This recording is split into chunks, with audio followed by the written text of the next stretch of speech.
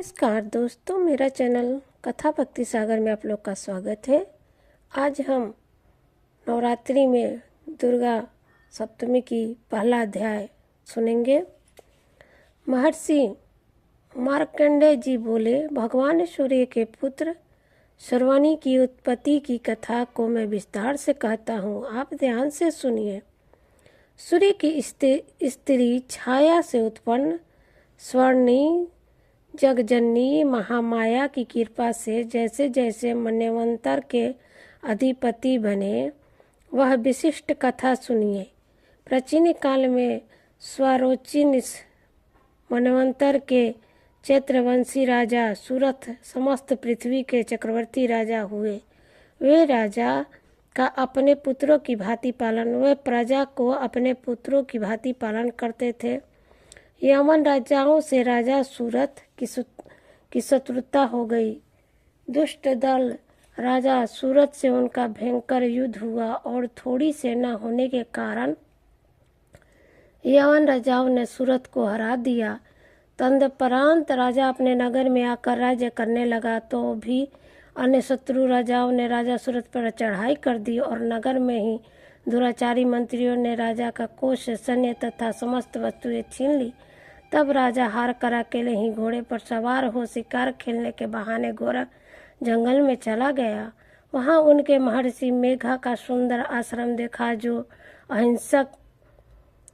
अहिंसक सिंह आदि पशुओं तथा शिष्यों और मुनियों से सुशोभित था। वहां बैठे हुए महर्षि मेघा को राजा सूरत ने नमस्कार किया और मुनि से उचित सत्कार पाकर उसी आश्रम में रहने लगे। कुछ काल के बाद फिर वह अपने राज्य तथा प्रजा की चिंता से विचरण करने लगे कि जिस राज्य को वो मेरे पूर्वजों ने भली भांति चलाया और प्रजा का पालन किया, वह आज मुझसे दूर चला गया। वे दुष्ट मंत्री राज्य का पालन धर्म नीति के अनुसार कर रहे होंगे या नहीं। मेरा मुख्य हाथी भी दुश्मनों के वश में हो गया होगा। जो आज्ञाकारी नौकर नित्य प्रसन्नता से धन और भोजन प्राप्त करते थे, अब उन दुष्टों राजाओं के आश्रम में रहकर कष्ट पाते होंगे। मंत्री राज्य के धन को कुमार्ग में व्यर्थ ही अव्यय करते होंगे। जो धन मेरे पूर्वजों ने बड़े कष्ट से संग्रह किया था, सो नष्ट हो गया होगा। इस प्रकार वह राजा राज्य की सभी बातों की चिंता करने लगे। कुछ समय पश्चात एक दिन आश्रम के समीप एक वेश्या को आते देखा, तो राजा ने उससे पूछा कि अरे भाई, तुम कौन हो रे? यहाँ क्यों आए हो? तुम्हारा मलिन मुख शोक युक्त क्यों दिखाई देता है? इस प्रकार राजा सूरत की बातों को सुनकर उस समाधि नाम के वैश्य ने राजा सूरत से कहा कि हे राजन, मैं समाधि नाम का एक वैश्य हूँ। मेरा जन्म धनवान कुल में हुआ था। मेरे पुत्र, स्त्री और पुत्री आदि ने मुझे धन के लोभ में घर से निकाल दिया और मेरा धन छीन लिया। मैं धन, स्त्री, पुत्र से रहित हूँ। अब अकेला दुखी होकर इस वन में आया हूँ। मुझे अपनी स्त्री एवं बंधुओं का कुछ पता नहीं। मैं यहाँ रहने के कारण अपनी स्त्री, पुत्र तथा परिवारजनों की परिस्थिति को नहीं जानता कि वे इस समय अपने स्थान पर सुखी हैं या दुखी। मैं यह भी नहीं जानता कि मेरे पुत्र सदाचारी है या व्यभिचारी। राजा बोला, जिस स्त्री पुत्र ने तेरी धन संपत्ति को छीन लिया, फिर उन्हीं के स्नेह में तेरा मन क्यों जाता है? वैश्य बोला, आपने मेरे विषय में जो बातें कही वे वास्तव में सत्य है, परंतु मैं क्या करूं? चित्त में कठोरता उत्पन्न नहीं होती। जिन पुत्र ने धन के लोभ में आकर मुझे घर से निकाल दिया, मेरा चित्त फिर भी उन्हीं के आसक्त हो जाता है। मैं क्या करूं? इस स्वजनों ने निर्मोही होने पर मेरे मन में उनके प्रति प्रेम है। मार्कंडेय ऋषि बोले, हे दीजिए श्रेष्ठ। तत्पश्चात राजा सूरत और समाधि वेश्या दोनों मिलकर मेघा मुनि के समीप जाकर प्रणाम करने के लिए बैठ गए और मेघा ऋषि से कथा का प्रसंग करने लगे। राजा बोले, हे भगवान, मैं आपसे एक बात पूछना चाहता हूँ कि आप कृपा करके बताओ। हे महाराज, मेरा मन वश में नहीं है, इसे मुझे दुख है। गए हुए राज्य तथा अन्य सभी स्त्री पुत्र वधाओं की ममता मुझे अभी तक बाकी है। हे मुनि श्रेष्ठ, यह जानते हुए मेरा मन स्नेह से अज्ञानिक की भांति विशेष बढ़ता जाता है। इस समाधि वेश्या को इसके स्त्री पुत्र ने त्याग दिया तथा इसे घर से बाहर निकाल दिया। यह भी उनके अत्यंत असक्त रहता है। इसी तरह हम दोनों दुखी रहते हैं। हे ऋषि, इसके दोषों को जानते हुए भी हम दोनों को हृदय उनके प्रति ममता में असक्त रहता है। महर्षि मेघा ने कहा, समस्त जंतुओं को जानने के योग्य ज्ञान होता है। हे महाभाग, सभी प्राणी पृथक पृथक होते हैं। कोई दिन में नहीं देखता तो कोई रात्रि में नहीं देखता, कोई दिन रात्रि में समान दृष्टि से देखता है।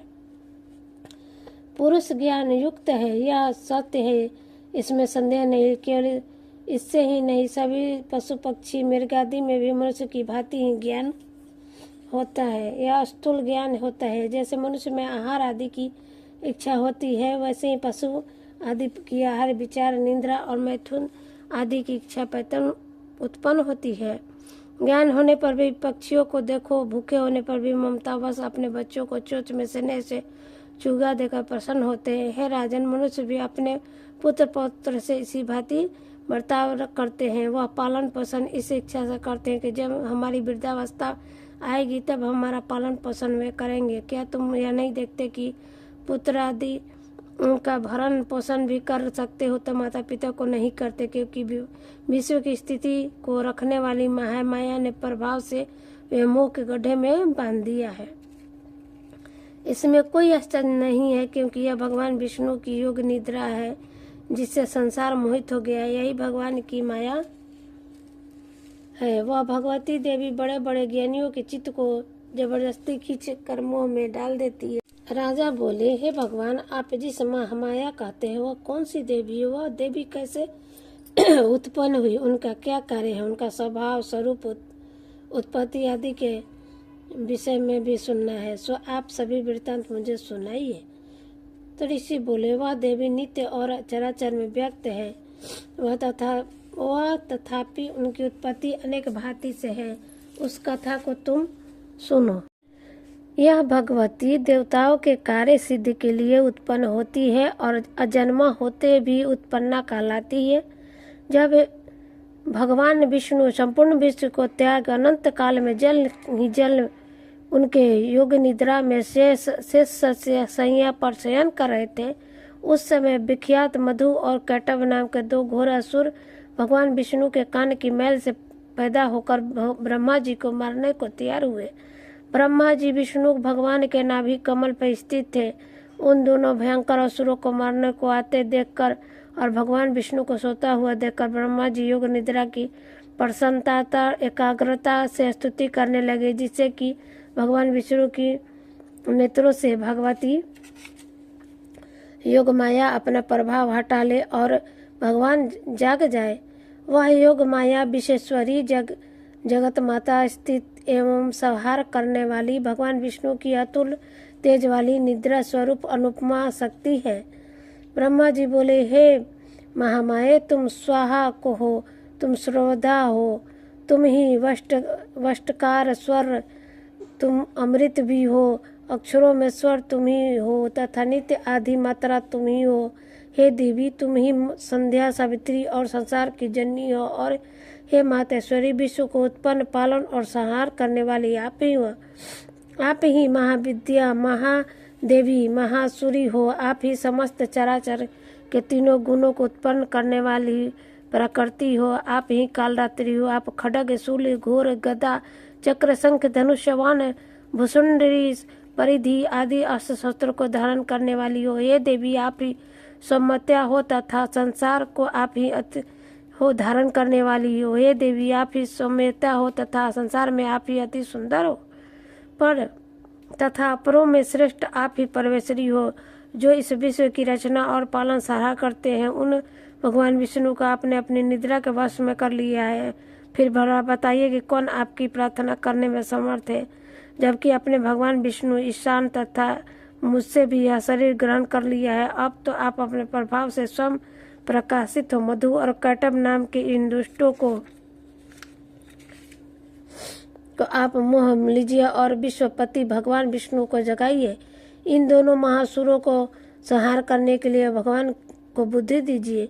ऋषि बोले, इस प्रकार जब ब्रह्मा जी ने मधुकैटभ असुरों के संहार के लिए तथा भगवान विष्णु को जगाने के लिए तामसी देवी की प्रार्थना की, उसी समय भगवान विष्णु के नयन, मुख, नाक, भुजा, हृदय और वक्ष स्थल से निकलकर अभव्य योग माया उत्पन्न हो गई और योग निद्रा से भगवान जाग गए।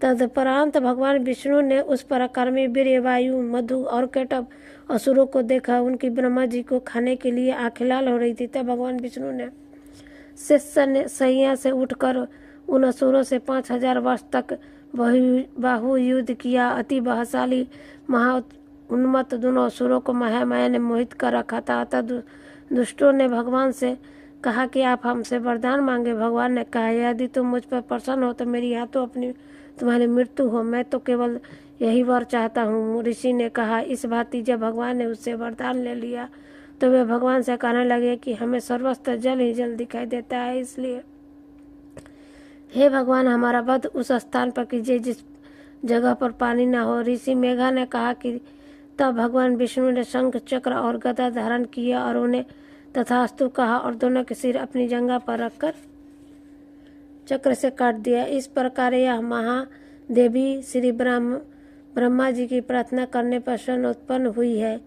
तो राजन, मैं ये इस प्रभाव से कहता हूँ, आप ध्यान से सुने।